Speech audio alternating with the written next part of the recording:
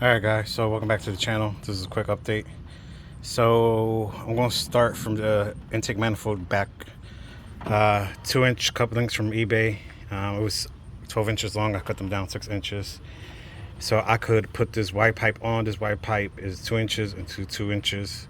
It is steel, not aluminum, so it's pretty heavy. And the reason I did that is because I'm putting a turbo on, which I kind of did, almost finished. I have a 90 2-inch coupler, 45-degree bend on this pipe.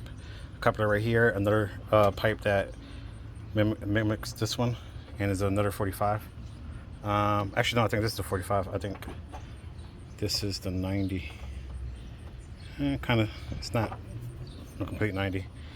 And then I don't have a coupler to fit this turbo. This turbo is a little bit smaller. So I had to get a coupling for that. I have a cheap Amazon special max spinning rod turbo with the wastegate on the turbo. I have a downpipe that I made on a B-band clamp that's over there with the O2 sensor just hanging there. I just turned the truck on to see if the turbo spools. I have pretty much for the hot side. The cold side, obviously I need a cold air intake, in case you're wondering, in case you want to comment about it. I just don't have I'm not cold air intake, an intercooler. That's why I have this for now. I have extra piping for an intercooler. I just don't have an intercooler just yet.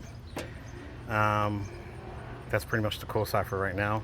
The hot side, if you have a 4.9 Ford engine inline 6, I think the fuel injected models from 88 forward or 87, I could be wrong, has the Y pipe that connects to the one header that connects to the 3-cylinder, and then the one header that connects to the first 3 cylinders, and then it wires together. What I did was I just made my own custom Y pipe out of scrap metal, bolted everything together, bolted up the flange and everything 90s up this way, and then that flange goes to the hot side, and then the hot side pretty much dumped behind the wheel well for right now.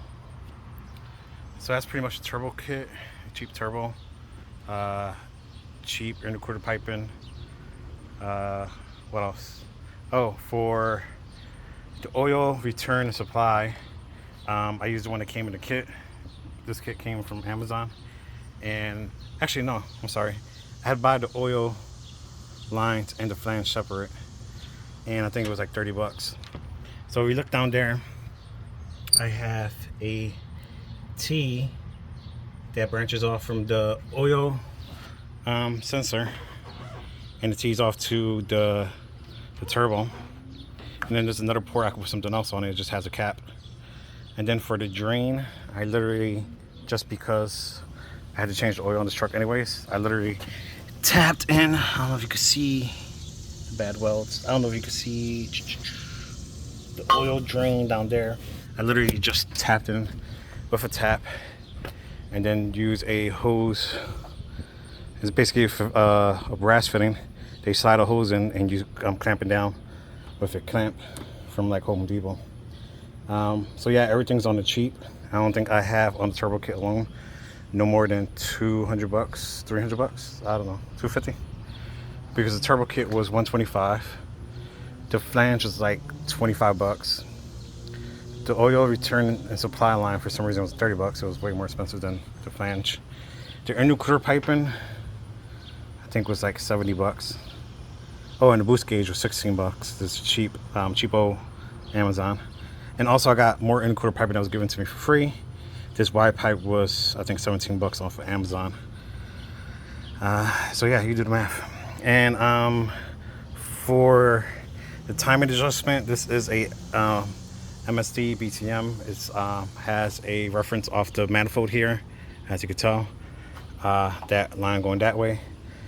So when it sees boost, it could retard the timing just a hair. I have a knob inside that you could adjust the timing. I think the rule of thumb is to retard the timing 5 degrees per pound of boost or something like that. I have a knob that I could adjust, I think, to 15 per pound. yeah, so obviously it's not finished. I want to do a full exhaust, but I'm leaving that for like that for right now. And the intercooler, that will probably be first before the exhaust. Now it's my wife's cousin could cobble something up for me and just bring the exhaust out that way, and that way I could exit out right before that tire. The only bad thing about that, the exhaust will be closer to the rocker panel in the side of the bed there. I don't know if that will make too much noise, even though right now when I turn this truck on with the turbo on, it is pretty quiet. Open downpipe is not as loud. It's literally a inline six that's probably won't make about no more than 200 horsepower, I don't think, but a lot of torque with 5 to 8 psi. The other reason I'm not starting it, and the other reason I'm finished for today, yesterday I spilled oil, so the engine's low on oil, and I don't want to keep starting this engine with low oil. So tomorrow after work, I'm going to get 2 or 3 quarts of oil, just because it's about to rain and I don't want to be out in the rain. So yeah, that's pretty much the turbo. Cheapo max speeding rod turbo from Amazon flange, inlet and outlet oil lines, MSD box control and ignition timing. The O2 sensor is not hooked up yet. What else? I still need to buy an intercooler. I still need to hook up the boost gauge. I still need to hook up tack. I bought a tack for the truck, just because if I decide to put a 2-step, I want to have a little switch in the cab or something, just to mess around. But the important part is I had to finish this up and clean everything. Right now it's a mess. This is just to fit. I had to fix the piping. I had to get an intercooler piping anyways, but I had to fix the piping, and I had to get a coupler that matches this turbo to a 2-inch line, because this ain't gonna work. Another thing too, I don't want these bands rubbing against my as you can see, I already scratched my radiator hose, so I need to do something about that. So I might even move this up here somehow and have it sit better and farther away from everything. I just don't want it to hit anything or rub against anything. So I might figure something out, or I might even go higher like that. I don't know. Just so it won't rub against anything. I'm going inside. Unfortunately today was super hot and I didn't get much done. This is actually progress from like 3 days in a row, believe it or not.